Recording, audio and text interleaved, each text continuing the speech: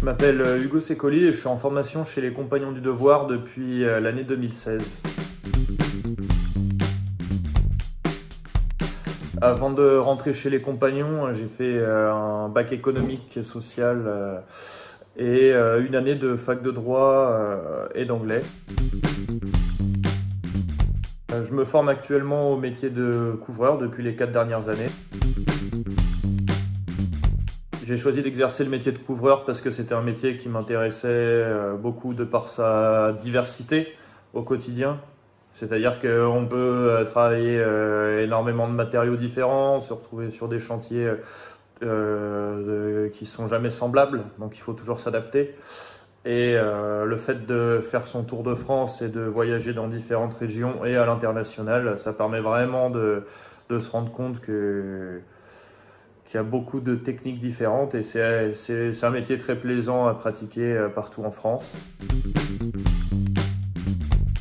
J'ai commencé mon apprentissage en 2016 à Lyon. Après, en 2018, je suis parti sur Paris et sur Lille, dans le Nord. C'est vraiment le fait de voyager.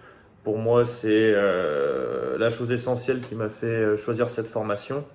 Parce que au niveau de l'ouverture d'esprit, que ce soit partout en France ou à l'international, le fait de vivre déjà avec des personnes et de partager les cours, de partager en fait sa vie en général avec d'autres personnes, c'est très très enrichissant. Ma famille pense que c'est un bon choix de formation. Non pas seulement parce que c'est celui que je fais, mais dans le sens où je pense que ma famille m'a vu beaucoup évoluer à travers les compagnons, dans ma manière d'être au quotidien, enfin surtout dans ma manière d'être en général. C'est vrai que ça apporte beaucoup de changements parce que, comme je disais auparavant, on rencontre énormément de personnes. Donc ça fait qu'avec avec le dialogue et les rencontres de personnes qu'on n'aurait pas forcément vues si on était resté terré chez nous, ça nous offre beaucoup de richesse dans le sens où chacun a un point de vue différent, une éducation différente, une manière de voir les choses différentes. Du coup, c'est bien justement le fait de voyager, de rencontrer du monde, de dialoguer énormément avec eux et d'avoir énormément de points de vue différents. Donc c'est vrai que quand après on rentre chez soi, on n'a pas forcément la même vision des choses. Je pense qu'on est moins fermé de manière générale. J'ai eu l'occasion de partir quelques mois en Nouvelle-Zélande cette année, enfin 2019-2020. Et c'était un voyage exceptionnel, dans le sens où c'était exceptionnel déjà d'aller là-bas. C'est un pays magnifique, moi j'ai trouvé ça super. Et j'ai eu la chance de faire beaucoup de rencontres parce que j'ai passé les mois là-bas à vivre dans des auberges de jeunesse, ce qu'ils appellent des backpacks. Donc j'étais un backpacker et c'est-à-dire que c'est un peu le même principe qu'une maison de compagnons. Les gens vivent en communauté, la cuisine est en communauté et à l'international, c'est un aspect d'autant plus enrichissant parce qu'on rencontre des gens de toutes nationalités, que ce soit des Écossais, des Anglais, des Vénézuéliens, des Mexicains, des Américains. Il y a vraiment un panel très diversifié. Du coup, ça permet de créer des liens avec tout type de personnes, peu importe d'où elles viennent. Et ça, c'était vraiment top.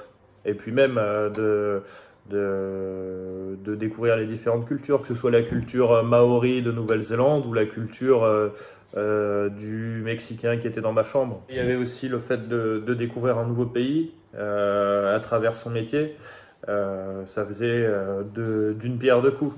Parce qu'en attendant, j'apprenais mon métier, je le testais à l'étranger, donc j'allais dans des boîtes de Néo-Zélandais. Et donc c'était vraiment sympa de faire son boulot, mais dans une culture avec une culture différente, pardon, et surtout avec des gens qui parlent pas la même langue. C'était en Nouvelle-Zélande, donc on était sur une petite île qui s'appelle Waiheke Island Paradise. Et on était, alors à ce moment-là, on était chez un compagnon qui a monté son entreprise là-bas. Et donc je me suis retrouvé sur l'île en déplacement avec trois autres itinérants chez les compagnons qui faisaient leur année en Nouvelle-Zélande en même temps que moi. Et du coup, on était quatre à se retrouver sur une île un peu perdue par rapport à, à notre pays, quoi, sur une toute petite île. Et puis on était quatre à travailler ensemble, à prendre le bateau avec le camion, à faire notre chantier. Et ça, c'est vrai que après, sur le moment, c'était top. Et quand j'y repense, c'était encore mieux. Parce que si c'était à refaire demain, je le referais tout de suite sans hésiter. Je vais passer l'examen du brevet professionnel et ensuite je vais enchaîner sur une licence professionnelle, donc les 3 prochaines années. J'aurai sûrement fini mon tour de France d'ici là et je souhaiterais bien voyager énormément.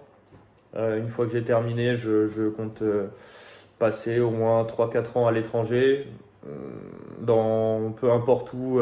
Ça, à mon avis, ce sera plus des pays asiatiques pendant un an, après l'Amérique du Nord, Amérique latine, et peut-être aussi tenter l'Australie, puisque la Nouvelle-Zélande m'a beaucoup plu. Mais je verrai ce que l'avenir me réserve. Mais c'est sûr que ce sera plus à l'international dans un premier temps, vu que je suis encore jeune et que j'ai pas mal le temps de découvrir encore énormément de choses. Si je peux faire des activités pour l'association à l'étranger comme certains le font, ça serait le top du top. Je pense que quand on s'inscrit et qu'on est toujours ou qu'on hésite à s'inscrire, je pense que dans tous les cas, il faut se dire qu'il faut tenter. C'est comme tout. De toute façon, ça coûte rien d'essayer. Et puis si ça plaît pas, chacun peut arrêter quand il veut. Mais je pense que enfin, je comprends les gens qui hésitent énormément. Mais je pense qu'il faut quand même essayer parce que ne pas tenter sans avoir essayé, c'est un échec et puis la personne restera toute sa vie dans la confusion. Et donc non, pour moi c'est indispensable. Et je suis même ouvert personnellement s'il y a des personnes qui hésitent. Et ça m'est déjà arrivé de recevoir des coups de téléphone en me demandant vraiment comment ça se passait. Et c'est avec plaisir que je répondais au coup de fil en expliquant tous les points de vue, qu'ils soient positifs ou négatifs. Mais dans tous les cas, ce qu'il faut retenir, c'est qu'il faut tenter.